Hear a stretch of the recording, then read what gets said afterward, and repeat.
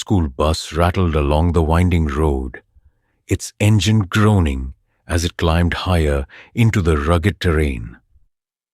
The students of Clearview High were buzzing with excitement about their weekend trip to hike Coldspire Mountain, a local peak steeped in folklore and shadowed by its grim reputation. Among the chatter, Olivia, a quiet girl with dark hair and a knack for noticing things others didn't, stared out the window. The dense forest loomed ahead, its canopy swallowing the sunlight as if the mountain were a gateway to another world. She shivered despite the warm spring air. "Hey, Liv," said her best friend Mia, leaning over the seat. "You've been staring at those trees for like 10 minutes. What's up?" "Just doesn't it feel weird?" Olivia muttered, her voice low. "The air, the mountain, like it doesn't want us here." Mia rolled her eyes. "Come on, Liv. It's a mountain, not a haunted house." The bus screeched to a stop in a gravel clearing at the trailhead. Mr. Hayes, their science teacher and trip chaperone, stood up. "All right, everyone. Grab your packs and let's get moving. Remember, stay with the group. Coldspire's got some steep trails." As the students filed out, Olivia caught a glimpse of a weathered wooden sign nailed to a tree. The words had faded with age, but she could just make out the warning. "Turn back. She watches." The group began their ascent, the trail narrowing as they moved deeper into the forest. The air grew colder, and the chirping of birds was replaced by an eerie silence. Olivia couldn't shake the feeling of being watched. She glanced over her shoulder, but there was nothing. Only the towering trees and shifting shadows. "Legends say this mountain is cursed," Jake, the class clown, announced as they trudged uphill. "They say some lady went crazy up here, started luring hikers into the woods. None of them ever came back." "Shut up, Jake," Mia said, smacking him on the arm. "You're just trying to scare everyone." Jake grinned, unfazed.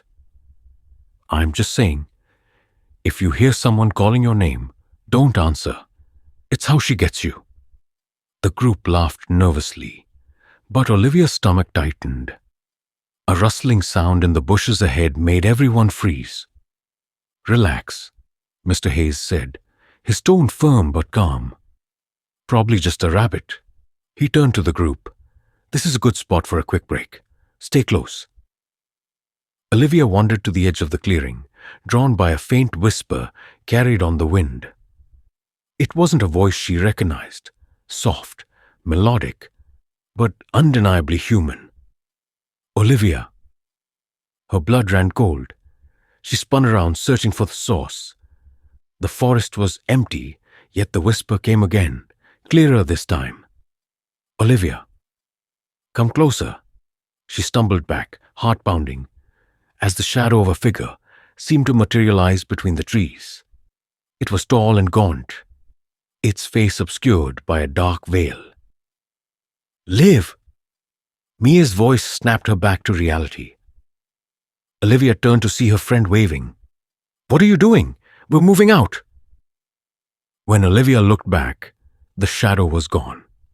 The group pressed onward, the forest growing darker despite the afternoon sun. Olivia kept her eyes on the trail, but she couldn't shake the feeling that someone, or something, was following them.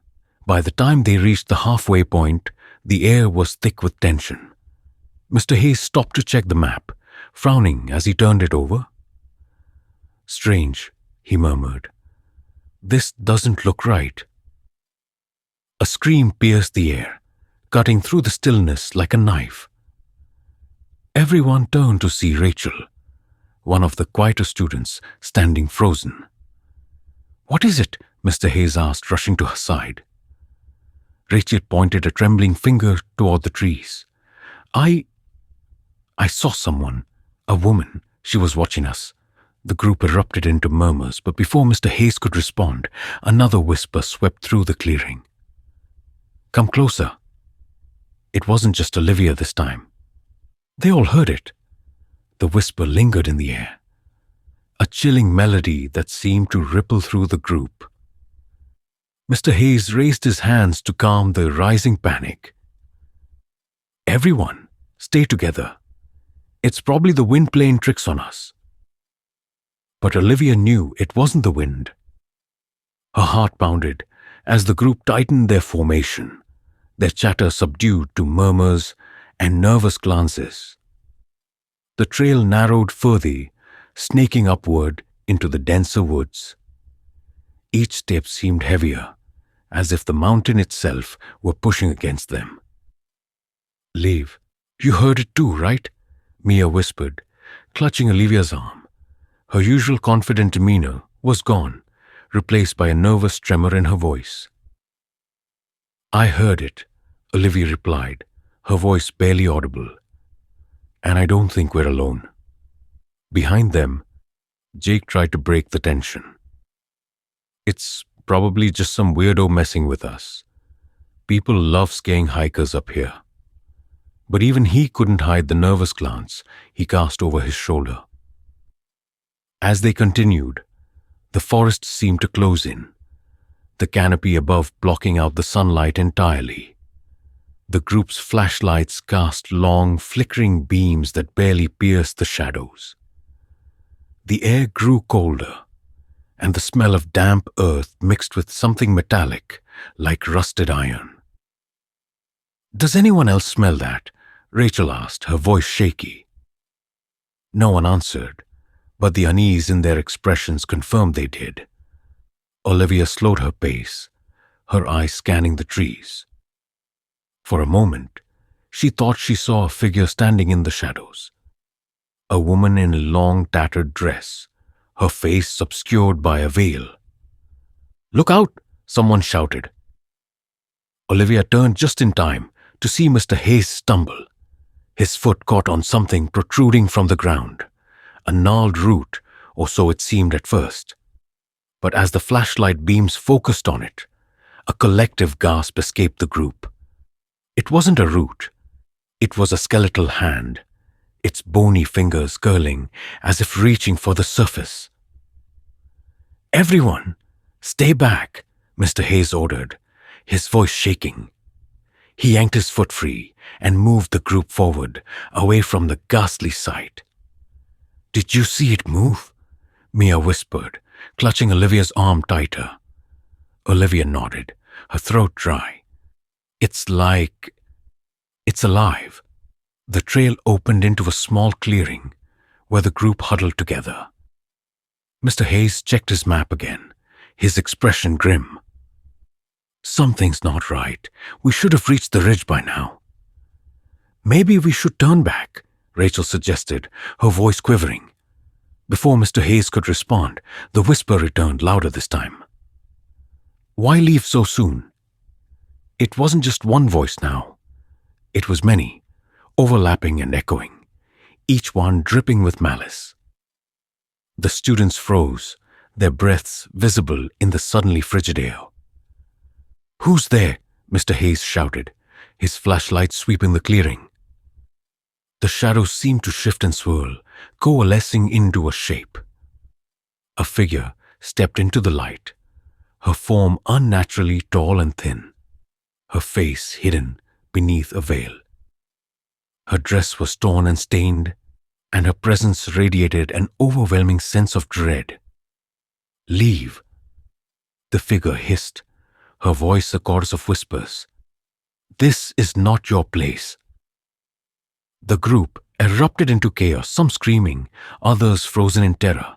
The figure raised a hand, and the air seemed to ripple, a force pushing them backward. "Run!" Olivia shouted, grabbing Mia's hand. The group bolted, tripping over roots and rocks as they scrambled back down the trail. The whispers followed them, growing louder, more frantic. As they ran, Olivia glanced back and saw the figure standing at the edge of the clearing, her veil lifting slightly to reveal hollow, blackened eyes. Her voice echoed in Olivia's mind as the group fled. "You cannot escape." Their hurried footsteps thundered against the forest floor as the group fled down the twisting trail. Olivia's breath came in ragged gasps, her heart hammering in her chest. The whispers pursued them, weaving through the trees like an unseen predator. "Keep running," Mr. Hayes barked, glancing over his shoulder, his face pale with fear. The trail should have led them back to the bus, but it seemed to stretch on endlessly, looping and twisting in unfamiliar ways. The once familiar markers, the fallen log, the old wooden sign, were nowhere to be found. Instead, the forest grew denser. The trees gnarled and twisted like skeletal fingers clawing at the sky. "This doesn't make sense," Mia cried, clutching Olivia's arm. "We should be out of here by now." "I know," Olivia panted, "but it's like the mountain won't let us go." A piercing scream shattered the air. Olivia turned to see Rachel clutching at her leg, her face twisted in pain. Jake and another student rushed to help her, but as they bent down, they froze. "What is it?" Olivia called out. Jake looked up, his face ashen. "Her ankle? It's like something grabbed her. There are handprints, but they're burned into her skin." Rachel whimpered, tears streaming down her face. "It pulled me. It was trying to drag me off the trail." Mr. Hayes knelt beside her, his hands trembling as he examined the marks. "We need to move. I'll carry her if I have to, but we can't stay here." The group pressed on, their pace slower, but no less frantic. Olivia's flashlight flickered, the beam sputtering as if struggling against the oppressive darkness. Shadows danced along the edges of her vision, and she could feel the weight of unseen eyes watching. "Do you hear that?" Mia whispered. Olivia strained her ears. Beneath the rustling of leaves and their labored breathing, she heard it. A faint, rhythmic sound, like footsteps mirroring their own. "It's following us," Olivia said, her voice barely audible. A branch snapped nearby, and the group stopped in unison, their flashlights swinging wildly through the trees. The footsteps grew louder, closer, until they seemed to be coming from all directions. "Show yourself!" Mr. Hayes shouted, his voice cracking. The forest responded with silence, thick and suffocating. Then, from the shadows, the figure emerged once more. She moved with an unnatural grace, her veil fluttering as if caught in a breeze only she could feel. Her blackened eyes locked onto Olivia. "You do not belong," the figure intoned, her voice resonating with an otherworldly cadence. Mr. Hayes stepped forward, shielding the students. "Leave us alone. We're just trying to get off this mountain." The figure tilted her head, a grotesque smile curling beneath the veil. "The mountain does not forgive trespassers." The ground beneath them trembled, and the air grew thick with the scent of decay. Roots erupted from the soil, snaking around their ankles. Olivia yelped as she stumbled, clawing at the ground to free herself. "We have to fight it!" Mia screamed, slashing at the roots with a pocket knife. But the more they struggled, the tighter the roots coiled. The whispers rose to a deafening crescendo, a cacophony of anger and despair.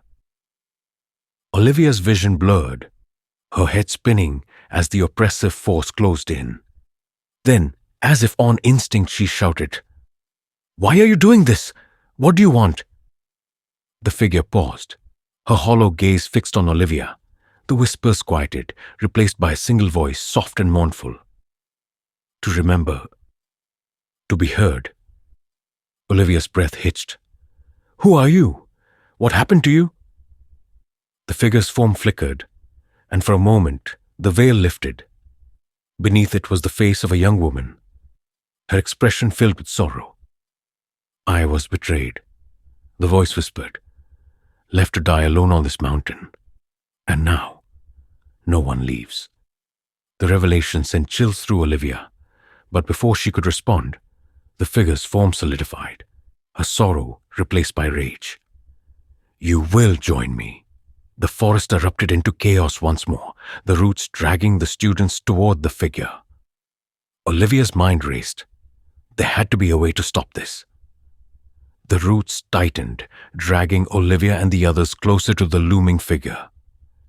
Panic gripped her as the air grew colder, every breath sharp and biting. Around her, the other students cried out in terror, their flashlights clattering to the ground, their beams flickering weakly against the encroaching shadows. "Let us go!" Mr. Hayes roared, struggling against the roots wrapping around his legs. The figure loomed over them, her tattered dress billowing as if caught in a storm. Her hollow eyes burned with an unearthly light, her voice a spectral wail that pierced their ears. No one escapes. Your pain will feed the mountain as mine once did. Olivia's mind raced. The woman's earlier words echoed in her head. To remember, to be heard. There was something in her voice then, something almost human. "Wait!" Olivia screamed, her voice cutting through the chaos. "We don't have to do this. We can help you." The figure hesitated, her form flickering, as if struggling to maintain its shape. The roots loosened slightly, enough for Olivia to sit up. She stared into the woman's dark gaze, trying to reach whatever humanity remained within her. "You were betrayed, right?" Olivia said, her voice trembling but steady. "Left here alone to die. Is that why you're doing this? You don't want anyone to forget you." The figure's head tilted, her hollow eyes narrowing. "They must pay. All must pay." "But we didn't do this to you," Olivia pleaded. "We didn't hurt you. Please, tell us your story. Let us remember you." The whispers faded, replaced by an eerie silence. The figure's form began to shift, her veil lifting to reveal the face of a young woman. Her features were gaunt, her skin pale as the moonlight. But her expression was no longer one of rage. It was sorrow. "My name was Eleanor," she began, her voice fragile. "Long ago, I came here with the man I loved. He promised me the world, but instead, he left me here, abandoned me to the cold and the dark. I called for help, but no one came. I died alone, my name lost to the wind." The students watched in stunned silence as Eleanor's story unfolded. Tears streamed down Olivia's face. "That's horrible. You didn't deserve that." "No one came," Eleanor repeated, her voice breaking. "And so I made them stay. If I could not leave, neither would they." "You don't have to do this anymore," Olivia said softly. "We'll remember you. We'll make sure your story isn't forgotten." Eleanor's form shimmered, her expression softening as she gazed at Olivia. "You would do that?" Olivia nodded. "I promise. We'll tell everyone about you. You won't be forgotten." For a long moment, Eleanor was silent, her spectral form wavering in the moonlight. Then, with a deep sigh, the roots began to recede, sinking back into the earth. The cold air warmed slightly, and the oppressive darkness lifted. Eleanor's figure began to fade, her sorrowful eyes lingering on Olivia. "Thank you for hearing me." With that, she vanished, her whispers dissolving into the wind. The forest grew still, the mountain releasing its grip on the terrified group. Olivia helped Rachel to her feet, the burned handprints on her ankle already fading. Mr. Hayes gathered the students, his face pale but resolute. Let's get out of here. Now. The group descended the trail, and this time, the path seemed clearer, the landmarks familiar, once more. When they reached the bus, the sun was just beginning to rise, casting a golden light over the mountain. As the students boarded, Olivia turned back for one last look. For a moment, she thought she saw Eleanor standing among the trees, her veil lifted, her face peaceful. Then she was gone. True to her word, Olivia wrote Eleanor's story, sharing it with anyone who would listen. The tale of the woman who haunted Coldspire Mountain became a local legend, her name etched into memory once more. But late at night, when the wind howled through the trees, Olivia sometimes thought she heard a faint whisper. "Thank you